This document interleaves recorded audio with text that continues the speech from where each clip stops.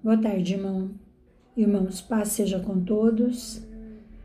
Estamos aqui para mais uma mensagem, para mais uma leitura da Bíblia. Vamos meditar hoje no capítulo 14 do livro de Mateus, do Evangelho de Mateus, do versículo 22 ao versículo 31. Vamos orar. Senhor nosso Deus e Pai, te pedimos que esteja conosco nesse tempo, que o Senhor possa estar falando com cada um que ouvir esta mensagem, que o Senhor possa ministrar em cada coração de acordo com a necessidade de cada um. Pai, em nome de Jesus, nós estamos aqui, Senhor, como instrumentos teus nessa hora, Pai. Usa-nos conforme a tua vontade, conforme o teu querer. Amém e amém, Jesus. Mateus capítulo 14, do 22 em diante. Logo a seguir, compeliu Jesus os discípulos a embarcar e passar adiante dele para o outro lado, enquanto ele despedia as multidões. E despedidas as multidões, subiu ao monte a fim de orar sozinho. Em caindo a tarde, lá estava ele só. Entretanto, o barco já estava longe, a muitos estádios da terra, açoitado pelas ondas, porque o vento era contrário.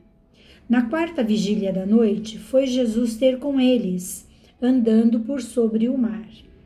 E os discípulos, ao verem-no andando sobre as águas, ficaram aterrados e exclamaram: "É um fantasma!" E tomados de medo, gritaram. Mas Jesus imediatamente lhes disse: "Tende bom ânimo, sou eu, não temais." Respondendo-lhe Pedro, disse: "Se és tu, Senhor, manda-me ir ter contigo por sobre as águas." E ele disse: "Vem." E Pedro, descendo do barco, andou sobre as águas e foi ter com Jesus. Reparando, porém, na força do vento, teve medo e, começando a submergir, gritou: "Salva-me, Senhor!" E prontamente Jesus, estendendo a mão, tomou-o e lhe disse: "Homem de pequena fé, por que duvidaste?" Subindo ambos para o barco, cessou o vento, e os que estavam no barco o adoraram, dizendo: "Verdadeiramente és filho de Deus." Irmãos, nesse capítulo 14 do livro de Mateus, dos versos 13 ao verso 21, Jesus tinha acabado de alimentar aproximadamente de 10 a 15 mil pessoas. O texto diz que foram quase 5 mil homens, sem contar as crianças e as mulheres. Nessa parte da mensagem, Jesus fala para os seus discípulos que eles entrem no barco, que ele vai despedir a multidão, ele vai com certeza atender uma ou outra pessoa que ainda está por ali, talvez fazendo mais alguns milagres de cura, de libertação.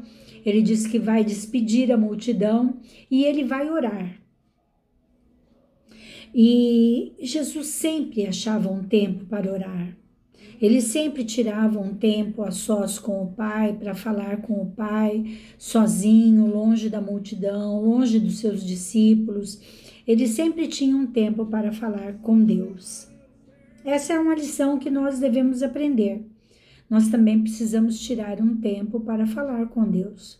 Nós precisamos acalmar o nosso coração, acalmar a nossa mente, precisamos acalmar as nossas ansiedades e tirar um tempo para falar com Deus. Nós, os cristãos, nós falamos com Deus o tempo todo. Nós falamos com Deus enquanto estamos trabalhando, nós falamos com Deus enquanto estamos dirigindo, nós falamos com o Pai enquanto nós louvamos, mas nós devemos ter um tempo a sós com Deus. Lá, acho que no capítulo 4 de Mateus fala que quando nós quisermos orar, para nós entrarmos no nosso quarto e falar com nosso Pai em secreto, que é aquele que nos ouve em secreto nos responde.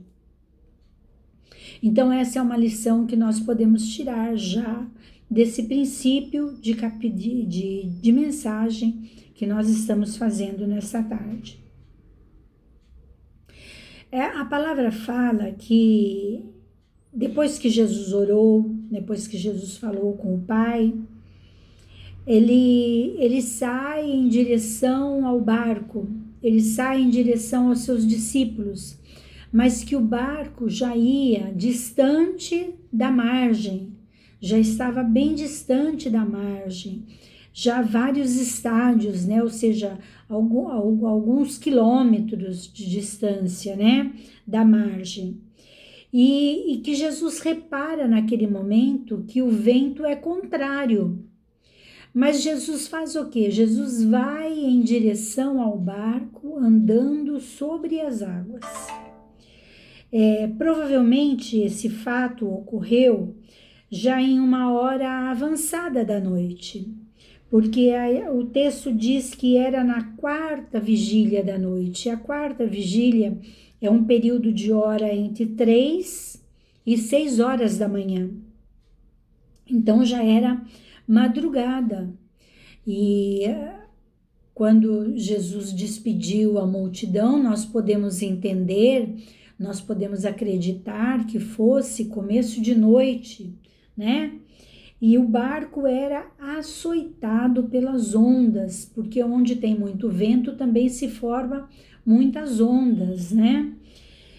Podemos imaginar que durante algumas horas, aqueles homens, alguns deles já bastante experientes com o mar, porque eram pescadores, porque eram homens dados à lida do mar, né, dados ao trabalho do mar, e que estavam acostumados já com esse trabalho de enfrentar mesmo tempestades, mar revolto, ventania. Eles estavam acostumados com esse tipo de situação. Mas nós podemos imaginar que aqueles homens ficaram por algum tempo à deriva, remando e sem conseguir sair do lugar, porque diz a palavra que os ventos eram contrários. Então eles remavam e não saíam do lugar porque o vento vinha de frente para eles, né? Os colocando sempre ali no mesmo lugar, na mesma situação. E eu quero meditar um pouquinho nessa passagem, né? Aqueles homens tinham acabado de ver o milagre da multiplicação dos pães. Eles tinham acabado de ver o agir de Jesus, o agir de Deus através da vida de Jesus de uma forma muito maravilhosa. E nós também, na nossa igreja, no nosso dia a dia, na nossa comunhão com os irmãos, nós também temos presenciado o agir de Deus de uma forma muito grande. Curas, libertações, salvação. Para mim, irmãos, o maior milagre de Deus é a salvação de uma alma, porque o homem tem o coração muito duro. Então, quando ele dá o ouvido à palavra do Senhor e ele recebe Jesus e ele recebe a salvação, eu acho que esse é o maior milagre. E nós temos presenciado esses milagres na nossa vida, na nossa comunidade, né? Mas assim como aqueles homens que foram pegos de surpresa com aquele mar revolto, com aquele vento contrário, na nossa vida também às vezes nós somos pegos de surpresas com as coisas que nos acontecem, né? Nós já enfrentamos situações muito difíceis, nós já enfrentamos doenças, enfrentamos desemprego, problemas no serviço, problemas com a família, com irmãos, nós já enfrentamos muitos problemas. Mas assim como aqueles homens, eles estão enfrentando agora um vento contrário.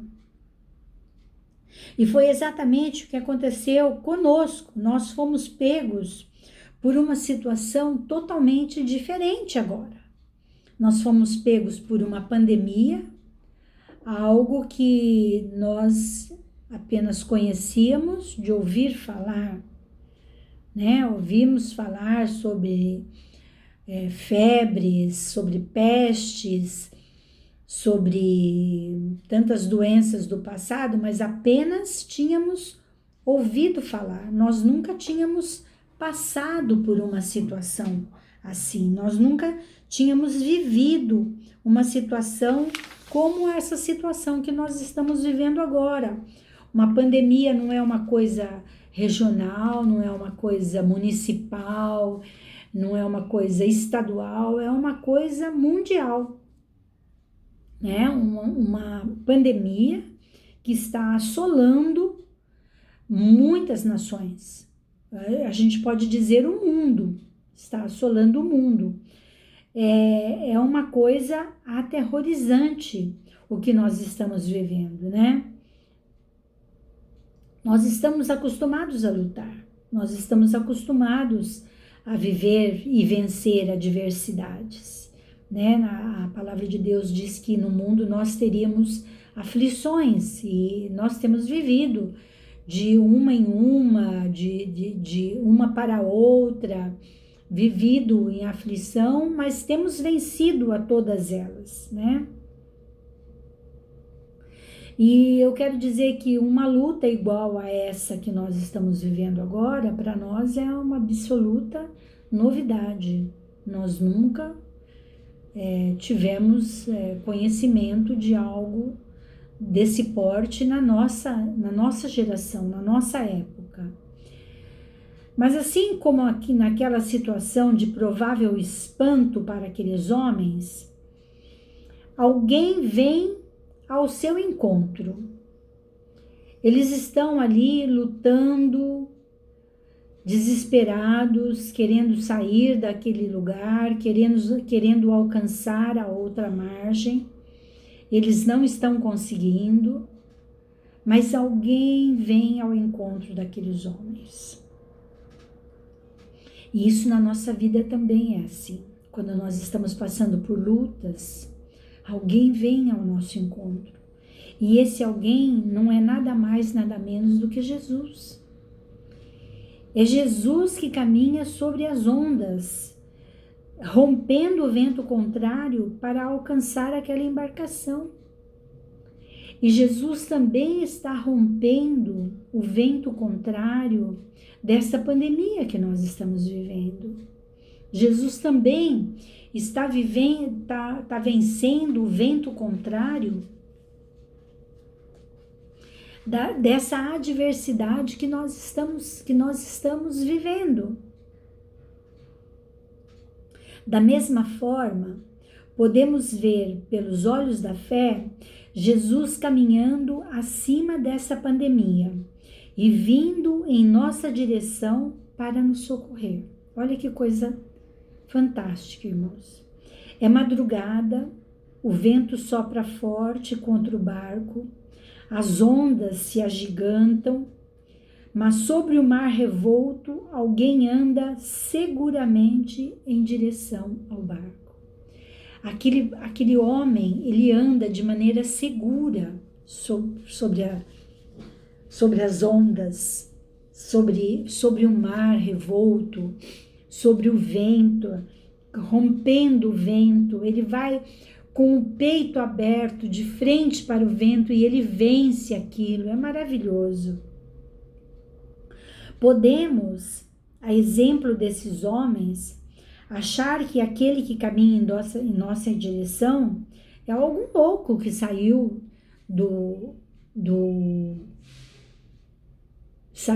da quarentena, né? Podemos achar que é algum doido que está vindo em nossa direção e começamos a gritar para que volte para casa, mas não é nenhuma fantasma, não é nenhum louco, é o próprio Jesus que está vencendo a barreira do medo, está vencendo a barreira da adversidade, e ele diz, né, sou eu, não temam, sou maior do que essa pandemia, fui eu que permiti a pandemia, para testar a fé de vocês.